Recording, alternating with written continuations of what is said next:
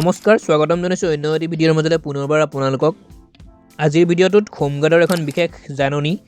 নটিছৰ ওপৰত আলোচনা কৰিম আপোনালোকৰ লগত এই নটিছখনত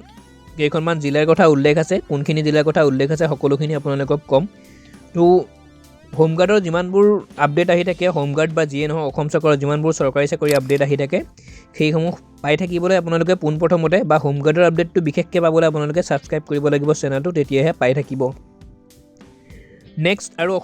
অসম চৰকাৰৰ যিমানবোৰ চৰকাৰী চাকৰি আছে তাৰো আপডেটখিনি পাবৰ বাবে চেনেলটিৰ লগত আপোনালোক জড়িত হৈ থাকিব লাগিব প্ৰথম কথা সেইটো পাব তো বহুত কেণ্ডিডেটে মোক কমেণ্ট কৰি আছে বহুত ল'ৰাই কমেণ্ট কৰি আছে মই সকলোকে পঢ়াখিনি লৈ ৰিপ্লাই কৰি আছোঁ সময়ৰ অকণমান অভাৱ হ'লেও মই চাই কিনে কৰি আছোঁ বাৰু সেইটো নাই কৰা বুলি নকওঁ কিন্তু তেওঁলোকে সুধি আছে যে নতুন আপডেট কেতিয়া আহিব নতুন আপডেট আহিলে মই আপোনালোকক জনাম তো সেই খবৰটো পাবলৈ আপোনালোকে যিটো কৰিব লাগে সেইটো কৰিব লাগিব এতিয়া দেৰি নকৰি আজিৰ যিটো ভিডিঅ' সেইটোৰ ফালে আগবাঢ়িছোঁ মেইন যিখন নটিছ বা জাননীখন মই আপোনালোকক পঢ়ি দিম লাইক কৰিব অকণমান আগুৱাই যোৱাত আমাকো সহায় কৰিব লগতে শ্বেয়াৰ কৰিব আপোনালোকৰ যদি সেইখন ডিষ্ট্ৰিক্টৰ কোনোবা কেণ্ডিডেট বা তেনেকুৱা ব্যক্তি আছে তো 10/1/2026 জাননীখনৰ টাং উল্লেখ আছে ইয়াত উল্লেখ কৰিছে ইয়াৰ দ্বাৰা বৰপেটা আৰু বজালী জিলাৰ সমূহ প্ৰশিক্ষণপ্ৰাপ্ত গৃহৰক্ষী জোৱানক জনোৱা হয় যে বৰ্তমান কৰ্তব্যত মক্ৰল হৈ নথকা তথা ম্যাদ শেষ হোৱা গৃহৰক্ষী জোৱানসকলক পুনৰ বাছনি তথা ম্যাদ বৃদ্ধিৰ বাবে অহা ইংৰাজী 12/1/2026 পৰা 22/1/2026 তাৰিখৰ ভিতৰত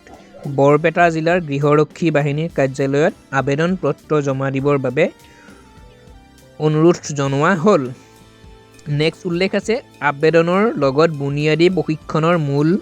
প্ৰমাণপত্ৰ জন্মৰ প্ৰমাণপত্ৰ school certificate Aadhaar card PAN card mobile number আৰু 3 কপি ফটো জমা দিব লাগিব এই মোবাইল নম্বৰটো দেউতাই কিন্তু আপোনালোকে এক্টিভ মোবাইল নম্বৰ দিব লগতে আধাৰ কাৰ্ডৰ লগত এক্টিভ থকা মোবাইল নম্বৰহে আপোনালোকে দিব ঠিক আছে জাননীখন এইখন আছিল মই আকৌ কৈ দিছোঁ কথাখিনি যে বহুতেই কৈ আছে নতুন আপডেট কেতিয়া আহিব নতুন আপডেট আহিলে আপোনালোকক জনাম চিন্তা কৰিব নালাগে চেনেলটোৰ লগত জড়িত হৈ থাকিব নেক্সট ইয়াত আগতে মই থাম্বনেইলত আৰু এটা বস্তু লগাইছোঁ আগতে অফলাইন চলি আছিল এইবোৰ এতিয়া কিন্তু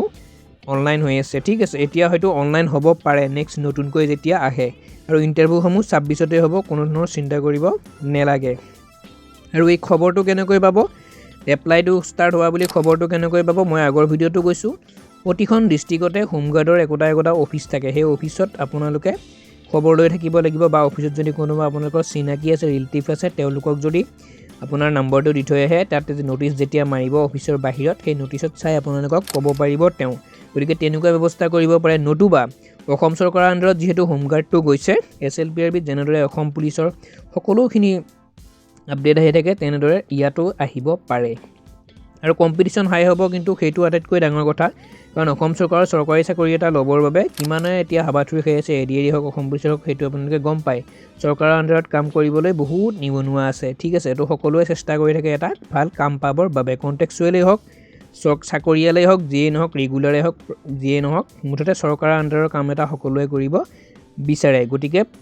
একদম কম্পিটিশ্যন হাই হ'ব অসম পুলিচৰ নিচিনাই হ'ব সকলোৱে ধুনীয়াকৈ অলপ হ'লেও প্ৰিপেৰেশ্যন কৰি থাকে আৰু অসম পুলিচত যাৰ এইজ মিলা নাই বা আছাম কামাণ্ডোত আছাম ফৰেষ্ট ডিপাৰ্টমেণ্টত যাৰ বয়স মিলা নাই তেওঁলোকৰ বয়স মিলিবই ঠিক আছে তো সম্পূৰ্ণ ইমানেই আছিল ভিডিঅ'টো ছাবস্ক্ৰাইব কৰিব এনেধৰণৰ ভিডিঅ'সমূহ পাই থাকিবৰ বাবে বা আপডেটসমূহ পাই থাকিবৰ বাবে ধন্যবাদ জয় আই অসম